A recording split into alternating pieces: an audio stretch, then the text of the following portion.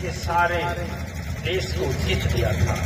एक देश बचा था, उसी देश को जीतने के लिए जा रहा था। देश को जीतने के लिए जा रहा था तो एक रेगिस्तान पड़ा, लेकिन सूरज तो डूब गया, लेकिन चंद्रमा को छोड़ गया। चंद्रमा की धवल चांदनी गंगा के तट से लेकर उस समुद्र के तट से लेकर किनारे जितने भी रेतीली जगह था सब पर चमक रहा, बहुत अच्छा लग रहा। उसी के बीचों बीच एक पक्कड़ महात्मा, जिसके पास कहिए तो कुछ नहीं, हमारे और आपके पास तो मतलब कपड़ा भी है, कुछ नहीं, एक लंगोटी और लंगोटी के ऊपर एक आंचला जिसे बोलते, आंचला पहने हुए बीचों बीच में सोया है। देखिए थोड़ा समझे, बहुत गहराई से। बहुत बार आप लोग सत्संग में बैठे हैं, धर्म संगत में बैठे हैं, विचार के लिए ईश्वर विचार करिए। विचार एक करिए कि एक फकीर जिसके पास कुछ भी नहीं है, केवल एक लंगोटी है और दूसरा एक आंचला है जो लपेटे हुए कमर में, और ठीक बीचों बीच रास्ते में लेटा हुआ है। और लेटा हुआ तो अड़भंग की तरह दोनों हाथ फैलाए, दोनों पैर फैलाए। समुद्र की लहर उठ करके जब उसे ठंडा देता था और आंख खोलता था और आकाश में चमकता चंद्रमा को देखता था तो कहता है, वाह, इतना सुख तो कभी नहीं मिला। हे भगवान, आप कितनी कृपा है, इस नियंता कितनी दया है। चंद्रमा आप बनाए, समुद्र आप बनाए, हमको भी आप बनाए, और इतना सुख और मस्त तो देश का कोई चक्रवर्ती राजा भी इतना खुशी नहीं पा सकता। खुश होकर के इसी तरह से वह याद करता है।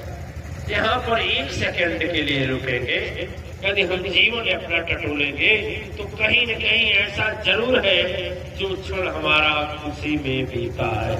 कुछ होगा ना, शादी के समय, पढ़ाई के समय, संतान प्राप्ति के समय, खेल के समय, बच्चों के साथ खेल के समय, मकान बनवाने के समय, सद्गुरु पाने के समय, धर्म सत्संग में जाने के समय जरूर कोई ऐसा क्षण जरूर होगा जो कि खुशियों से भरा हो, लेकिन हमारा वो खुशी पर नहीं जाता है, बल्कि जो दुख आया नहीं है ना, उसको सोच करके परेशान होता है।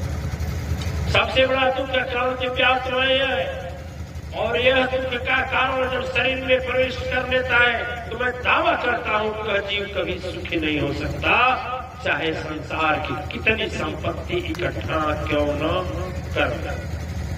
ठीक है, ठीक है।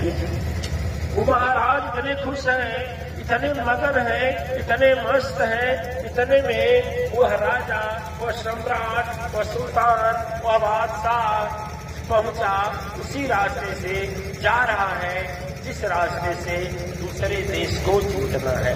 मैं आपसे बात करूंगा, यह बात करूंगा कि आप जानते हैं एक देश दूसरे देश से जब लड़ते हैं तो उसका परिणाम होता है कि नाहक खून की नदी बहती है, माया ना।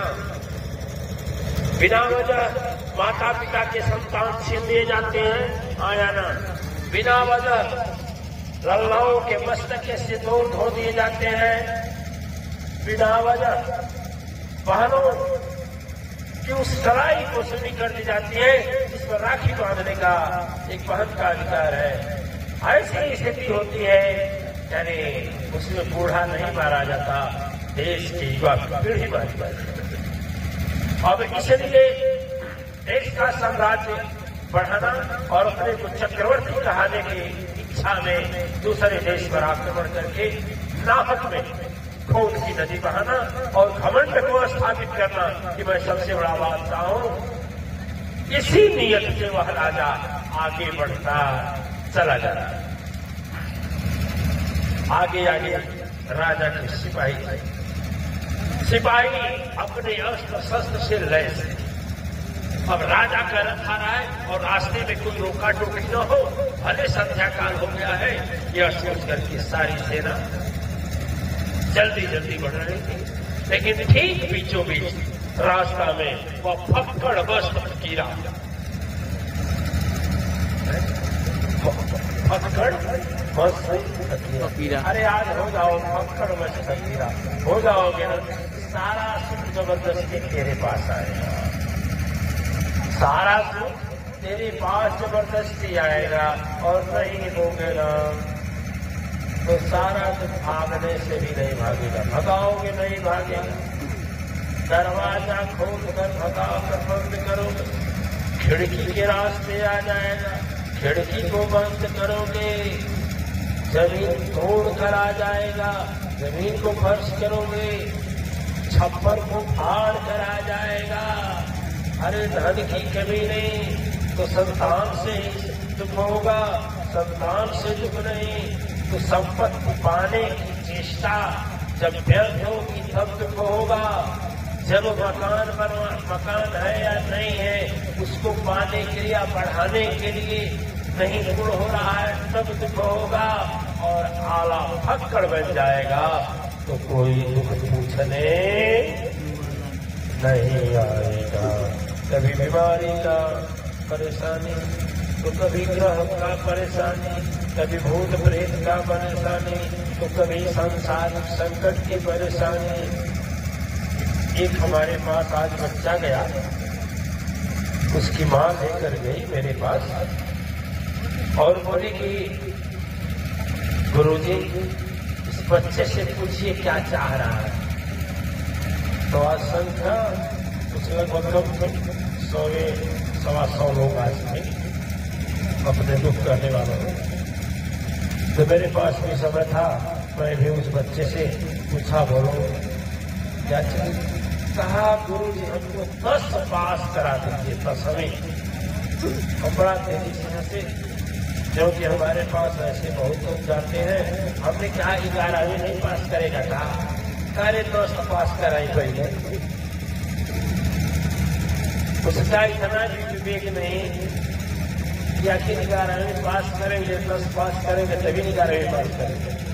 ठीक है, देखिए संकीर्ण सोच का, जो सोच की संकीर्ण विचार की भावनाएं छोटी है। अब उसे 10वीं पास में ही सुख दिखता है, लेकिन जिस दिन 10वीं पास हो जाएगा वो सुख गायब हो जाएगा। अभी 11वीं पास होने की चिंता एक गई नहीं, दूसरी आ गई नहीं। दिव्य आत्माएं जब फक्कड़ बन करके जिएंगे ना, फक्कड़ का मतलब अविरत मस्त सोचे, हर क्षण अच्छी बात को सोचे, जो सुख बीता है उसको सोचे, मगर रहेगा। तो घूम कर बीमारी आएगी और ऐसी हालत खराब करेगी कि बोलोगे क्या करेंगे, इसका तो डॉक्टर के पास दवाइए नहीं।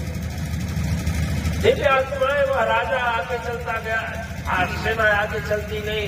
सेना जब रास्ते में देखा एक फक्कड़ मस्त फकीरा खड़ा हुआ है और बार बार भगवान से प्रार्थना कर रहा है, तेरी बहुत बड़ी कृपा है, पहला कृपा है कि मुझे मनुष्य का जन्म दे दिया।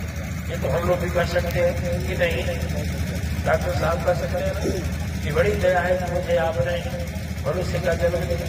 ये तो सभी लोग बोल सकते हैं। अरे ये तो साधारण चीज है ना, मनुष्य का जन्म लेना अपने बस की बात थोड़ी है।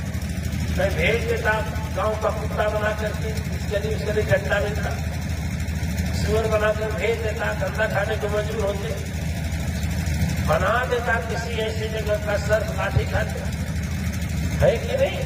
फिर यह तो कृपा हुआ ना कि मानव जन्म दिया। दूसरा मुफ्त गणकात बड़ी कृपा हुई आपकी कि हमें आज समुद्र के किनारे ऐसे जगह भेज दिया तो सुख किसी को ठीक है। हमारे तो राग नहीं है गाने, इसलिए हम गाते हैं।